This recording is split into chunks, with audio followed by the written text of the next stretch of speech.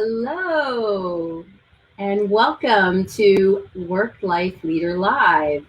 If you're watching this on Wednesday, September 2nd at 4 p.m. Eastern US, you are with us live, and I want to thank you for being here. If you're watching it another time, thank you also. So my name is Julie Cohen, and I am CEO of Work Life Leader, which is a leadership development, executive coaching, and training organization. I'm also an executive coach. I've been in the coaching world for many years. And this is our second Work Life Leader Live leadership chat. I was honored to get access to this platform recently, and I'm hoping to use it to speak with people in my community and beyond about leadership topics, career effectiveness topics, and work-life balance, work-life satisfaction, work-life integration topics, which is kind of the kind of work I do, as well as what I think is important for people to live a robust, satisfied, engaged life and have an impactful career. So with that, I want to welcome you to today's topic, which I'm going to introduce my amazing guest shortly, but we're going to be talking about leader as coach, as one of the important critical skills for every leader to be effective. And we actually see it as the primary skill for 21st century leadership. So it's my honor to introduce you to Lisa Kramer. And I'm going to tell you a little bit about Lisa. Hi, Lisa.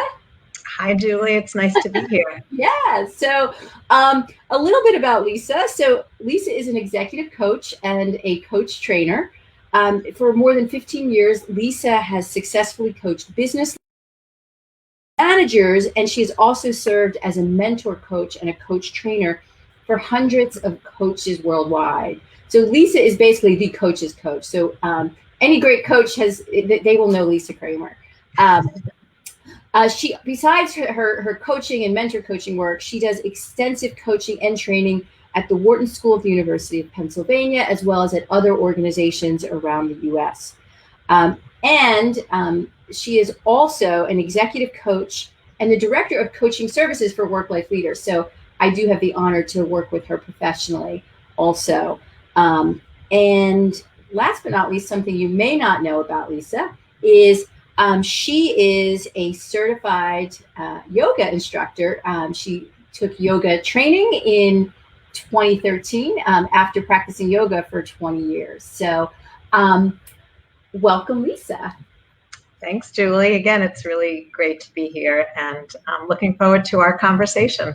Awesome. Well, I want to reintroduce what we're talking about today. Today, we're talking about leader as coach. So we're looking at the importance that leaders and managers understand what coaching is and to use those coaching skills to impact their own performance as well as performance of others. So if you are here watching us, please introduce yourselves, or at least say hi in the comment section.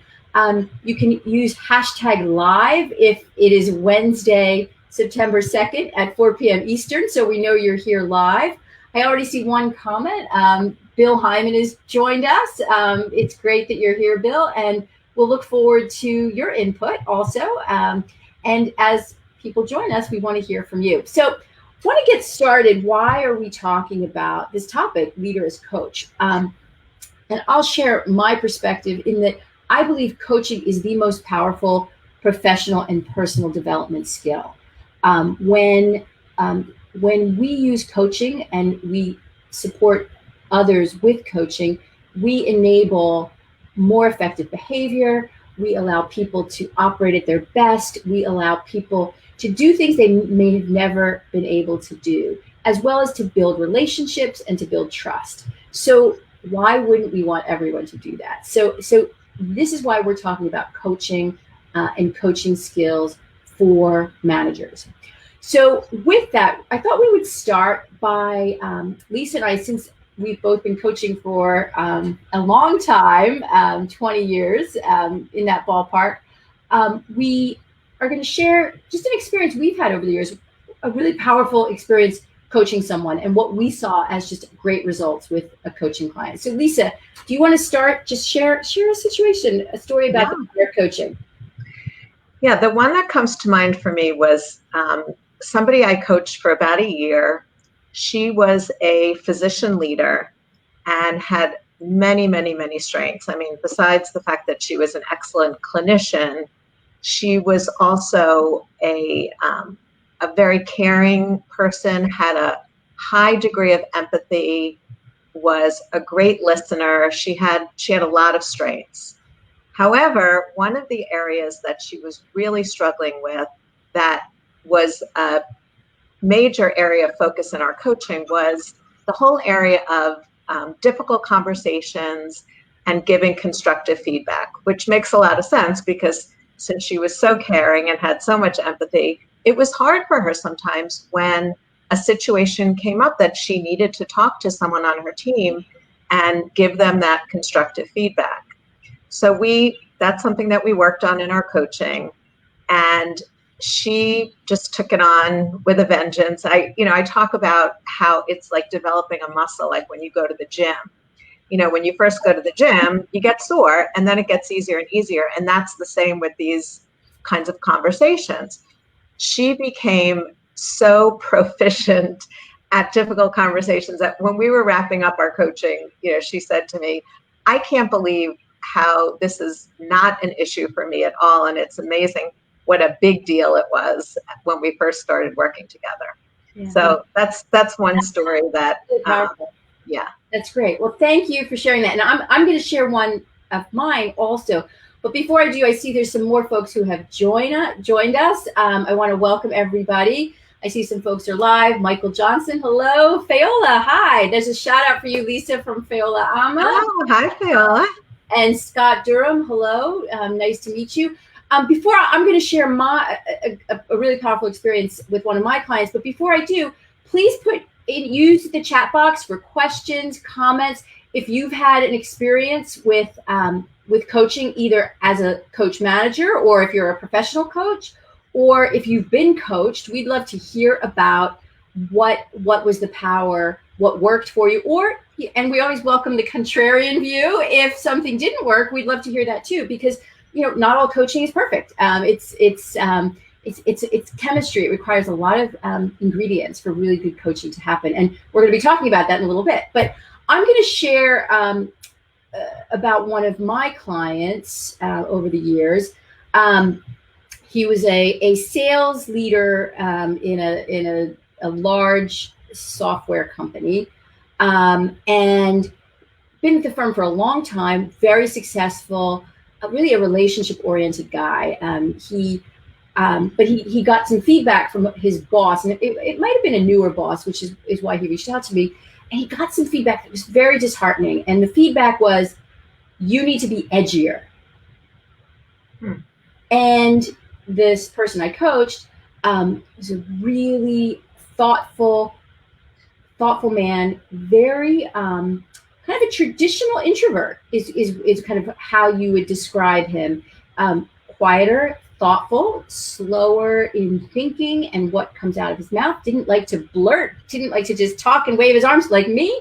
And so he came to the coaching saying, I need to be edgy. I was like, well, what does that mean? He said, I don't know, but my boss says I'm not edgy enough. I think I need to be out there more. And so I have to get rid of being this introvert. And so over our coaching, which probably lasted 6-8 months, we tried some new behaviors to stretch some new muscles, but we kept coming back to, this doesn't feel right. This feels like I'm putting on someone else's shoes or someone else's clothing. And so early on, between the two of us in our work, we came to experiment with the strengths he needed to use more as opposed to less. And so over our coaching time, he got more comfortable with the power of his quiet strength. And instead of trying to be what his boss wanted him to be, what he could never really define, he started owning that his introversion and his thoughtfulness and his pace is what made him a trusted sales leader. And instead of assuming he had to do what his boss told him, he actually went back to his boss and said, no, this is why I'm good. And he not only changed his image with his boss, he continued to build his relationships, and he was even able to change dynamics in his team to say that not everyone had to look the same. So that was probably one of the most powerful experiences. I can say that this is something I can share personally because this was actually highlighted in a newspaper article. And so when we're finished this, I'll actually post it in the comments so people can read about the individual who this was and his experience, because it's public knowledge. Normally I wouldn't share, but this client has let me share in the past, but I'll include that. So definitely would love to hear from you if you're listening live. And if you're not listening live, you can also add comments because I will be coming back. But want to hear your thoughts on coaching.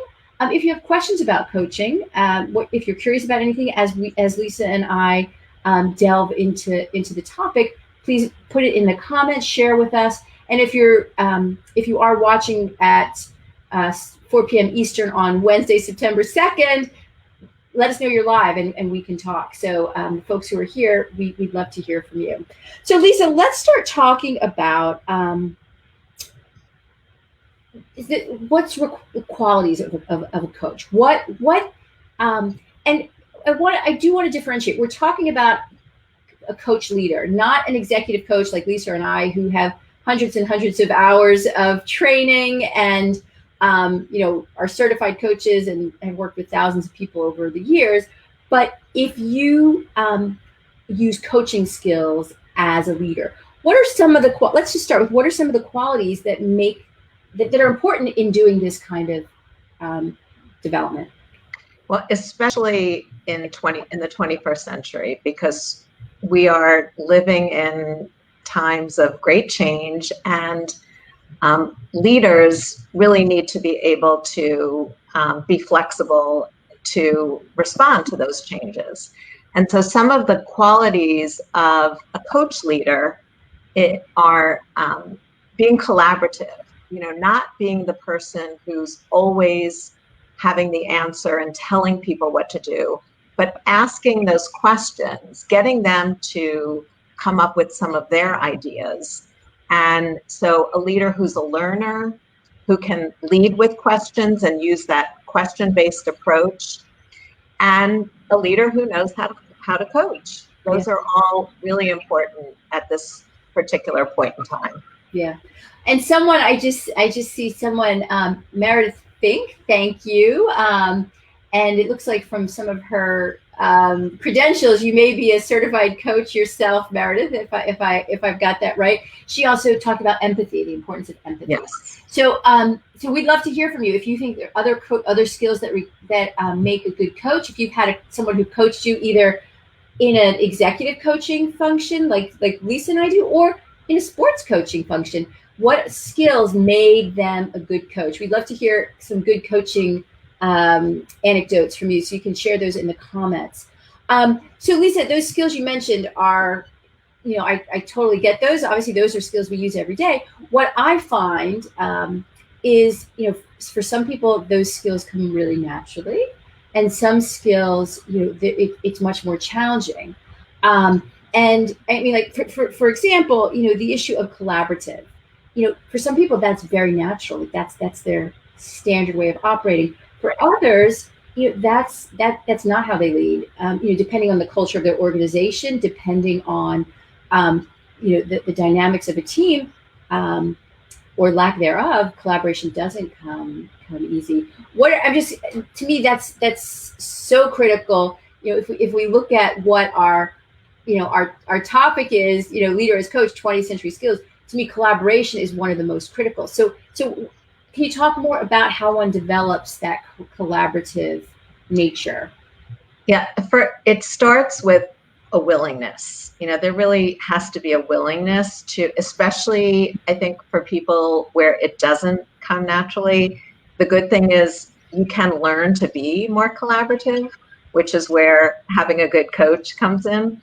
But that willingness and curiosity, because when you are collaborative, you're just genuinely curious. You're asking questions. You want to know, what do other people think? So it's not just what you think. Obviously what you think is important, but to really engage others and get others' ideas involved. That to me is a big part of collaboration. Yeah, and that issue of curiosity fuels collaboration, and I think for some people, um, when you're in a work environment and you're an expert, it's really hard to separate. Okay, I need to be curious. One of my Yeah. direct reports is coming to me.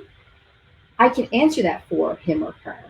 Um, that's not what a coach does. If you're having a coaching conversation, you're facilitating that person's ability and their answers, as opposed to telling that person because you know the answer. So, Lisa, why would someone be curious as opposed to, if they know the answer, why shouldn't they just tell the answer? So for this one, I'm going to say it's a yes and, okay? Because yes, it's true that sometimes when you are the expert, giving the answer is appropriate. Right. Not every moment is a coachable moment. And I think being able to distinguish when is it a coachable moment versus when am I just going to give the answer? And a lot of times if there's some kind of important deadline, if the person is just not at a point where, taking that time to really coach them through it just might not be the right time. So there are times when the leader's going to give the answer, but then they can always circle back later and say, let's talk about what happened earlier. I want to explore that with you a little bit more. So it's making that distinction about when is it a coachable moment and not, but also taking advantage of when you can circle back and teach. Now, if it is, let's say you're having a one-on-one, or it is a good time to coach. Even if you're brilliant and you have a brilliant answer, it doesn't necessarily mean that that's going to be the right answer for the person you're having the conversation with. Right. So a question like, what ideas do you have, which is such a simple question, really invites the other person to offer their 2 cents. And the other part of it is that willingness to listen, because if you ask what ideas do you have, but you're not all that curious to hear, the other person's going to know that and they're going to shut down.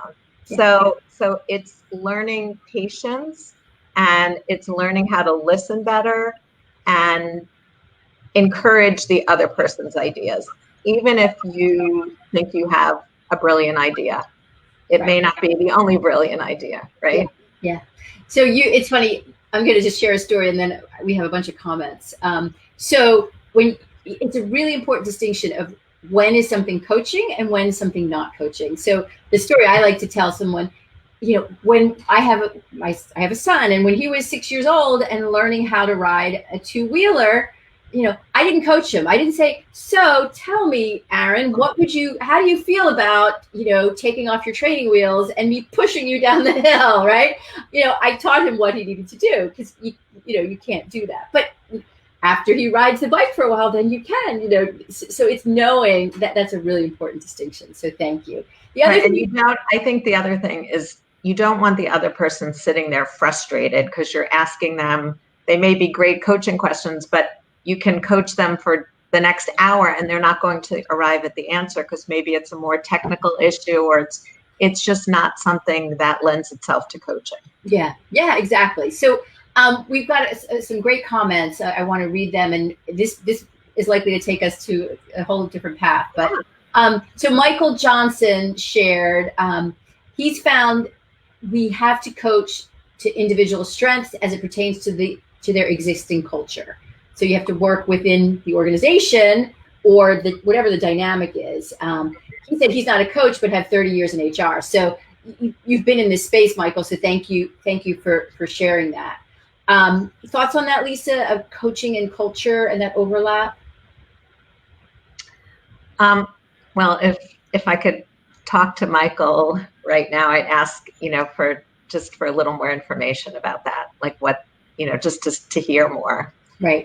So I'll turn that one back to you, Julie, and see if there's well, he talks about individual coach to individual strengths, and I think that is to me a really empowering part of coaching. So one of the core philosophies around coaching is that the person you're coaching as the coach or the coach manager, you have to have a belief that that person is capable, has skills, has strengths that they can fully use. So there's a mindset, which we're actually going to talk about in a little bit. And maybe after I get through these comments, we can segue to the mindset.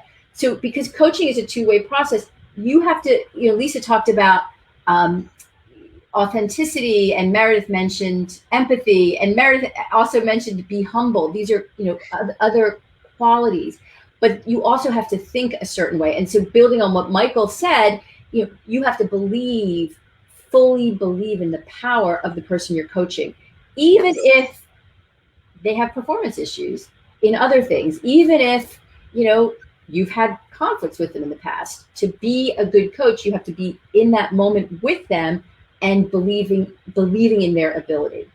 So a couple other comments, and then I want to go back to this, Lisa, because I know this is important, and I know a little bit about your philosophy, and I know that believing in person is really critical. But Meredith mentioned all people learn or react differently or recept differently, so use different ways: auditory, visual, and doing the work, like worksheets. So that's, again, how you talk to the person you're coaching. It depends on what their needs are. That's really important.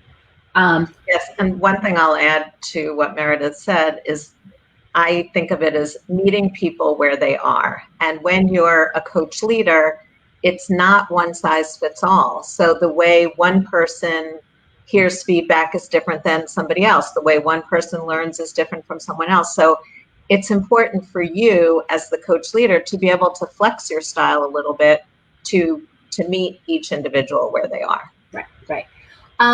So I'm going to just pause this. We have a lot more comments, but I want to pause to just reconnect with folks. I'm Julie Cohen, and I'm the CEO of Work Life Leader, and I'm with Lisa Kramer, who is an executive coach, and she manages Leading with Intention, which is her company, and is also the Director of Coaching Services for Work Life Leader.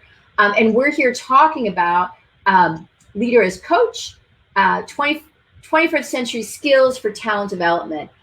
We have a bunch of people here, and we'd love to hear your comments, questions, as we continue this discussion about coaching, and anything else that you're curious about around leader or manager as coach, using coaching skills to facilitate growth and development of the people around you. So we were going to come back to Lisa, coaching mindset, but also kind of building on, because this is something Lisa does. Lisa and I do training on this. Lisa has kind of written a training book on supporting organizations develop leaders as coaches. And in one of our trainings, she always talks about how when you're coaching someone, you have to put the history that you have with them aside, and you have to kind of look with fresh eyes, and especially if there's been performance issues in the past. Do you want to talk to that, Lisa? I just think that's so critical. Yeah, I don't know that it's putting the history aside so much as having a certain mindset when you go into the conversation, that regardless of what has happened in the past, particularly if there's a performance issue or you're giving somebody some feedback about something, that you really are behind them in terms of believing in their potential and standing for their success. So, the way that you come across in a conversation can have a huge impact on how somebody receives whatever the message is. So when you convey, I do believe in you. I do believe that you can do better, and I'm here to support you with that. They'll feel that. And if you're not coming across in that way, they'll feel that too. Mm-hmm. So again, that term, standing for their success is really important, and having that mindset of curiosity, asking questions, asking good open-ended questions, and really encouraging them to come up with, their thoughts and their ideas, is part of what is going to really make a difference. And also the way that you listen, because if you Like Julie, if you and your husband are having a conversation, let's say, you may be listening, but also thinking about how you're going to respond to him when he finishes saying what he's saying. Right? I am. I'm definitely doing it. When you're coaching somebody, we talk about listening to understand versus listening to respond. So you want to kind of clear out the noise in the head and be present and listen to what that person is saying and really try to understand where they're coming from rather than what's going to be your next question or how are you going to respond to that. And that requires sometimes a pacing and a slowing down and patience. So leaders who tend to be quick, want to just like get to the end of the conversation, that's kind of a growing edge, learning how to just kind of slow down, maybe reflect back what you heard, but taking your time and not rushing to get to the end. Right. So those are very powerful skills, and they're very difficult. So we do a lot of this training, and it's a very big expectation for someone who hasn't used these skills, to go to a 2-hour or 4-hour training and then all of a sudden expect, I'm going to not think of what I'm saying. We have been, that's kind of, for most of us, that's our culture. It's like, you're talking, I want to respond. Let me think of, I want to build on that right away. And then you don't hear it. So that really takes practice, and it's something that is developed over time. And yet when we become aware initially, there's so many ahas that happen, when you introduce someone who's not a coach to some of these coaching skills, because then they realize, wow, I might not be listening as well as I think I do. So there's definitely some eye-opening that happens. So we've got a couple comments. So Michael did say he's guilty here too. That was when you were talking about all of us, again, myself included, where in certain conversations, it's very hard to do that kind of pure listening. I want to share a little while ago, Bill, I've been holding off and I want to get to your comment. Bill shared about one of the best leaders that he ever worked with, was literally always the smartest person in the room. But this leader always waited until others discussed the business challenge before he offered his own perspective. He also asked great probing questions to help others get to multiple solutions. So that's a perfect example of what we talked about earlier, is, not making assumptions, not using your expertise, but facilitating other people's insight. And the other piece that I think Bill shares there is the issue of, he had enough awareness that as the leader, just when things come out of his mouth, it has an impact. So that person knew, I'm going to let others talk first, even though he might have been able to say something to shorten a discussion to get to where they wanted to go. But that self-awareness really facilitates that too. So we have another Michael. He lost connection, and I'm reading these now as they come in. So I Lisa, as I tell them to you, we can answer the questions as they go. Okay. Yeah. So he said, yes, what works in one culture as a strength may not align in another. So as the world is changing today and people are changing jobs, sometimes a strength in one company may not be valued equally in another company or culture. Can you comment on that? So Michael, I'll comment on that, Lisa, if you want to add something. I think it's spot on. And this is where self-awareness as a professional comes in that, as you move to different roles, even within the same organization, or, go from, organization to organization, the job requirements and the people surrounding you, are going to change, and you may need to show up differently. And so that's the part of and I think this is where coaching skills are relevant, even for an individual. Even if you're not coaching anyone, you're going into a new role. Don't immediately assume that the skills you bring from the other team or from the other organization are what needs to be on display immediately. Having that curiosity, asking questions, observing before you dive in and kind of, flex your muscles, which are very needed and probably why you were hired. Don't assume that those are the skills that you need. So I hope that answers. That's a perspective, Michael. I hope that kind of you get where I'm going with that. Lisa, did you want to add anything to that? The only thing I'll add is that it's I think even when you're applying for a role, to get an idea of what is the culture like in this organization, because we all have the ability to flex our style, right? Like, we are who we are, but we can flex as needed. And there are times when it's not a culture fit, that the way that you are and the way that you operate may not be the best fit for this organization. And it's good to know that up front. Yeah, for sure. And sometimes, you can interview. I often, when I'm in an advisory role of around career and kind of job search, especially at the more senior level, you want to be interviewing that organization as much as they're interviewing you, so you can see if you can thrive in that environment, your strengths, your skills, as well as does the culture resonate with you, or if you're brought in to change the culture, do you believe that you have that your skills will facilitate that. So great. I think given the topic that we're discussing today, even to find out, is this an organization that really supports coaching, and is coaching happening in the organization? Because that's something that people are really wanting today. Yeah. So we got a bunch more comments. I'm just going to pause to reintroduce everybody. So if you're here on September 2nd, Wednesday, 4:30 Eastern, you are here with us live. If you haven't said hello, feel free to introduce yourself and put #live so we know you're right there. I see Reed has joined. Hello. Nice to see you. I'm Julie Cohen, Executive Coach and CEO of Work Life Leader, and I'm joined by my colleague and friend, Lisa Kramer, also an executive coach and coach trainer, and kind of one of the kind of seminal leaders in the Leader as Coach movement.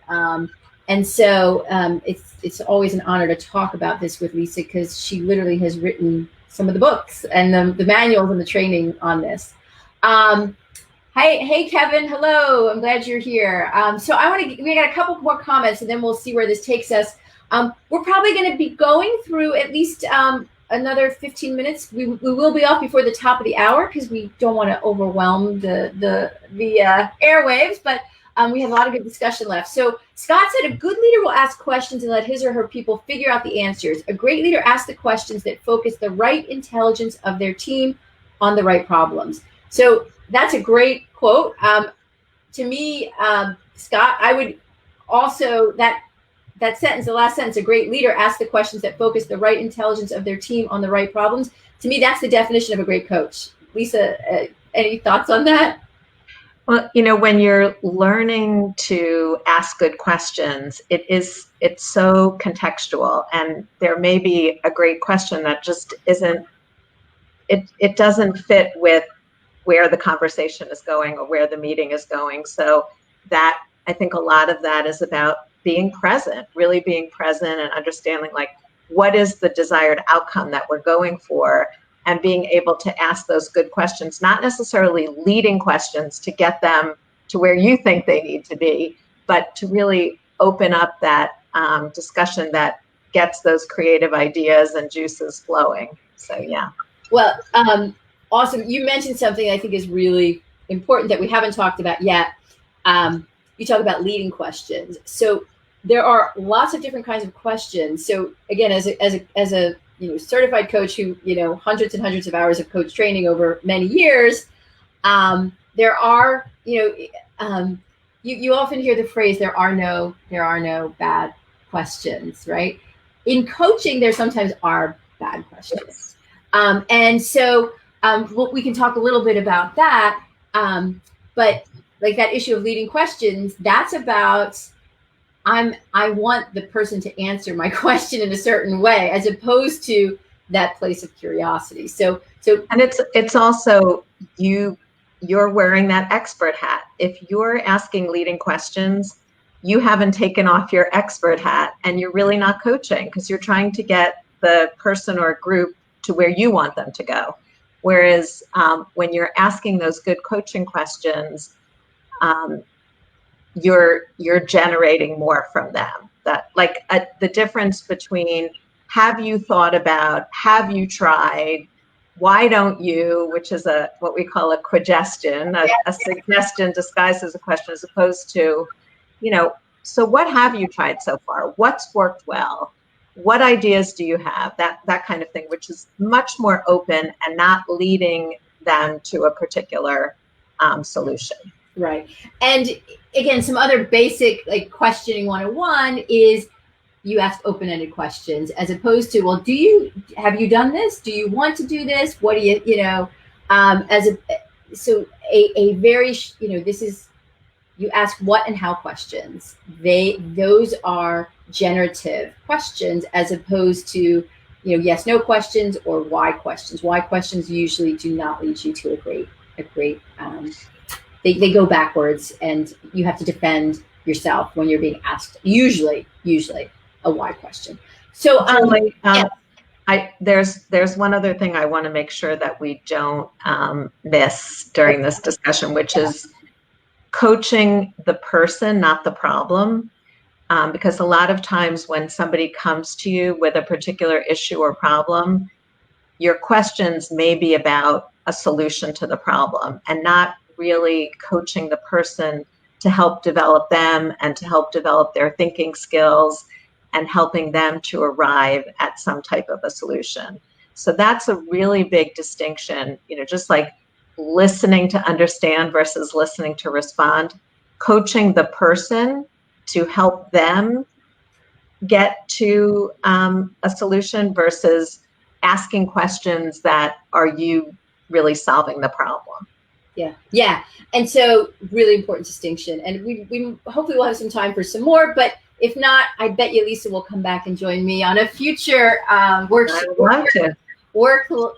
Life Leader Live leadership chat. So there's a great question that Meredith asked that I want to put out there, and there's actually even some dialogue in the comments about it. So Meredith asked, millennials versus baby boomers, do you feel the younger generation is open to be coached? And she previously said also generations could be difficult. We were talking about kind of culture in the workplace. So someone else, and for some reason your name isn't coming up, who responded to Meredith on my panel, just so you know, I can see most people, but for some reason you're not coming up. But someone responded, we certainly are. And I'm assuming that means a millennial, but I don't know. But that's what I'm assuming. And this person goes on to say, if you want to put your name in the box, because I might know you because you said you heard me on Wharton Radio, I'd love to know who it is because I want to say hello. And for some reason your name isn't coming up. But this person said, we certainly are. One of the catalysts for my career was actually seeking out advice coaching when I was first introduced to Julie via Wharton Radio. So I'd love to know who you are, and we could talk more about how coaching has helped facilitate your growth. I do want to comment on that issue of generational, again, this was millennials versus baby boomers, and or any other generation that's in the workplace. Right now we now have 4, sometimes depending on age, we might have 5 generations in the workplace. So this is actually something that I'm very passionate about. Two pieces together. One is the one's continuum in the world of work. So people are going to be living longer and living healthier and will be working longer. So many of us will be having 50 or 60-year careers as opposed to 30 or 40-year careers. So people will not be retiring at 60 or 65 anymore. Many people are not anyway, but people will likely be in the workplace, maybe not in the same kind of roles, into their 70s and 80s. So hi, Dr. Thomas Teeter. Good to hear from you. Thank you. So the issue of age of person in the workplace, it's going to continue to get more and more diverse, and everyone's roles will continue to get more and more diverse. So that's number one. Number two, the issue of coaching, and is there a difference? I believe, and this is so I believe we cannot generalize by generations here. If we are truly showing up as a coach, because coaching is so personal and so one-on-one. Now, we could look at trends in when you read these trend studies about, Gen X, which I'm a part of, millennials or baby boomers, and they talk about traits.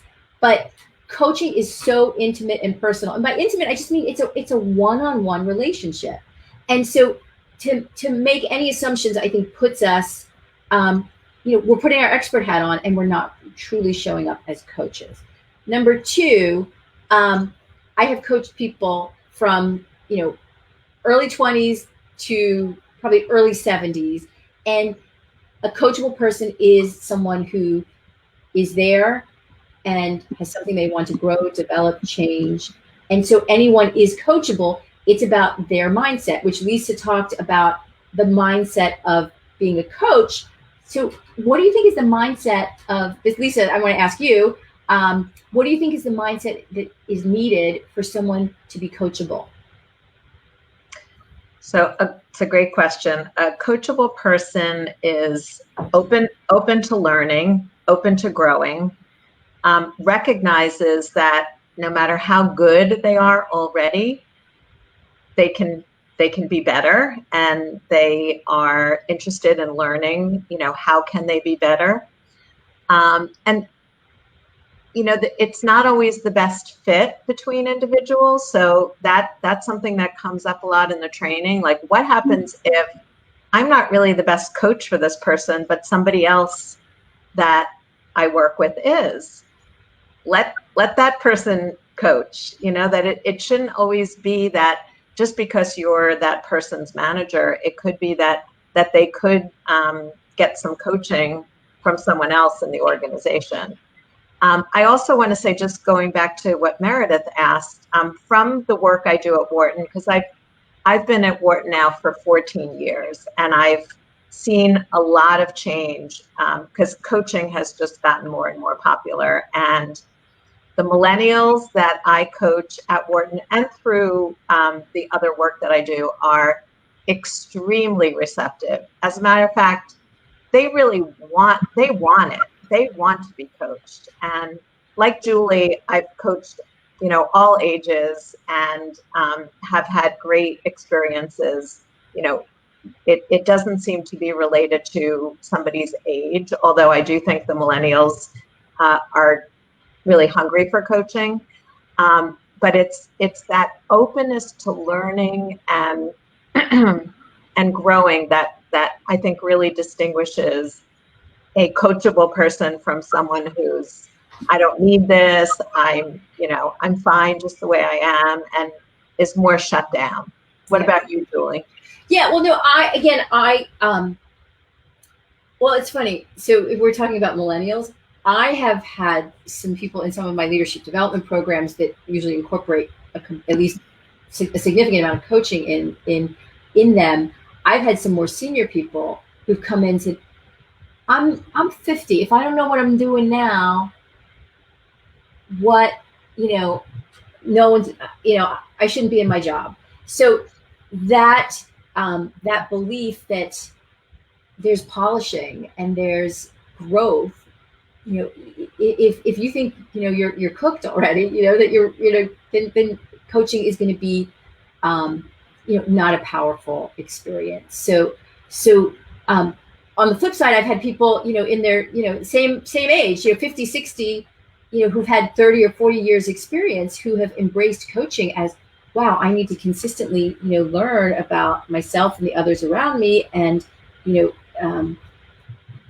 I have I'm a lifelong learner. And so coaching is a learning relationship also. So, because people learn about themselves and how to behave differently, and to do things differently so they can get better results.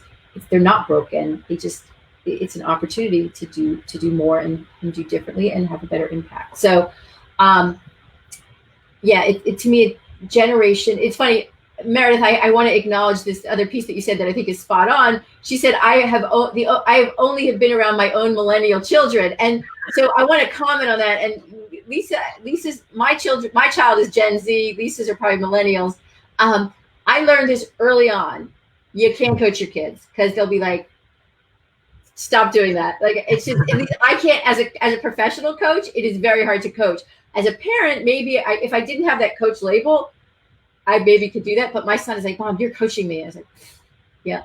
You caught me. So I get that when it's a very different relationship when it's your own kid or kids. So I'm gonna pause for a minute to see if people have other questions. If you have questions, now's the time to get them in live. If you're here on Wednesday, September 2nd, you're here with us live in the afternoon on the East Coast. It's 4:45 Eastern on September 2nd. So if you have any final questions, we're going to take those and we'll respond to them.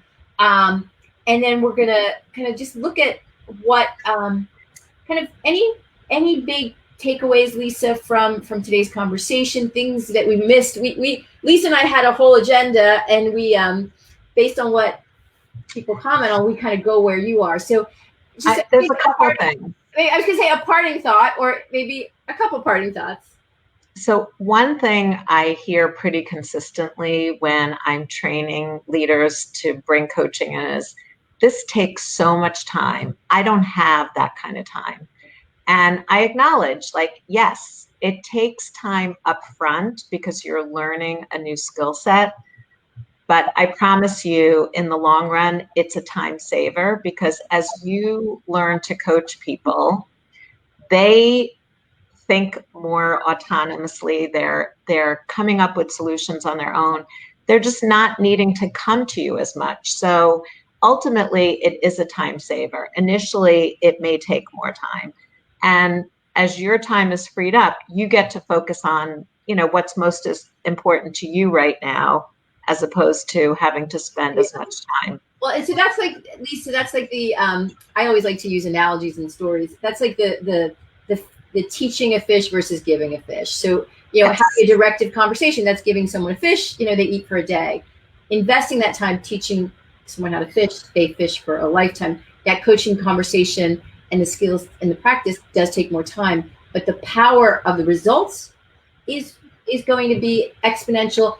And also the skills that you gain and the trust that you build with that person, as well as with the team and the organization, it has profound impact. And if an organization, a team, or a culture can have a coaching culture, even more, kind of more profound impact happens, and people feel that it's safe to both make mistakes and take risks, and we've seen a lot of creativity and really significant results. So was there one more thing, Lise? I just see, I can see the comments also. I see Michael is asking about any new directions for the coaching field. And one direction that I personally am moving in is more of a group coaching model. So a little bit less one-on-one. This isn't necessarily true across the board, but working with teams and groups together is a great way for everybody to learn coaching. And then coaching has always taken place through, we've used video technology for forever. So obviously in this time of COVID, that's happening more and more. Yeah. Well, and then to build on that, and there's a little sacrilege. There's a little sacrilegious kind of nature about this, but technology and AI is also starting to impact the coaching profession, and so there are technology companies that are looking to have coach bots, and that that they're capturing a potential manager or employees' issues and challenges that they might go to a coach or need coaching on, and using AI to respond in a technological based way. And so we coaches who've been in this field for a while, I know there's some bristling, and it's going to keep moving forward. And so I think the important thing around that is, where can we use that to address certain issues, and where is that I use the term intimate, that intimate personal relationship, by having a one-on-one connection with your manager or an internal or an external coach. Where is that irreplaceable? So it's understanding how one, if there's, I know there's HR leaders on this call, is how an organization chooses to invest their coaching spend. If the organization values coaching as a supportive development tool for their talent. So that is, Michael, also something that is really, is starting to, incorporate. It'll be interesting to see if in 2 years, 5 years, 10 years, it will have taken off, or it will have proven not to. It can't, that intuition and nuanced communication can't be replaced by a bot. I'd like to think I can't be replaced by a bot, but my son might think I can. You definitely can. Okay, thank you. All right, so did you have one other thing you wanted to wrap up with? You said there's 2 points. Did I cut you short on your? Was there one more? No, I think that was okay. That was it. Well, again, so I'll just, I have so many things about the power of coaching. I've literally, when I was exposed to coaching in 1998, when I worked in human resources at Ernst & Young, it was like, this is it. This is how we develop talent. And so that has kind of been a thread through all of my work. And that, to me, the best development incorporates coaching, which is kind of the business I've built. So to me, it's, growth, development, learning happens with that collaborative partnership. And people want that more and more. And that's what I'm seeing, is that there's almost the expectation I'm going to have that customized personal relationship, because it is so empowering. So to me, it's like everyone should have a coach in the dream world. I mean, I always work with a coach. If I'm not working with a coach, I'm either in between coaches, I'm ending a coach, beginning with a coach, thinking about my next coach. But so we coaches try to role model that also. Yes, definitely. So with that, I want to thank you, Lisa Kramer. I want to reintroduce you as we begin to wrap up. Lisa is an executive coach, a coach trainer. She is part of the Work-Life Leader team as an executive coach and the director of coaching services. And she is also the principal of Leading with Intention, which is the organization she's built over the last 20 years. So thank you, Lisa, for being here. Yeah, it was great. And I really appreciate all of the participation, the comments, the questions. That was terrific. Yeah, well, it was great to have you here. And I'll just end with a couple next steps. So our next Work-Life Leader live chat is going to be this Friday at noon. I'm going to be joined by Marvin Chambers, and we are going to be talking about collaborative leadership, shared expectations. It's going to be great. We're to me, this is an honor. I'm talking to people I know who are like the smartest in the leadership space, and we talk leadership. So please join us.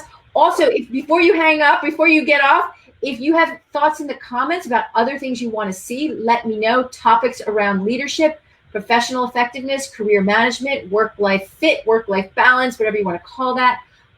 We're also looking at developing the Work-Life Leader Live book group, and also Work-Life Leader Live coaching. So if you actually want me to coach you real time, and you want to volunteer for that, I'd love to do that too. So please let me know. You can put it in the comments. You can email me. You can always email me, julie@worklifeleader.com. But thank you all. It's been a pleasure and honor, and hopefully we'll see you Friday. Or if you're watching this via recording, please comment and continue to join us. Take good care, everyone.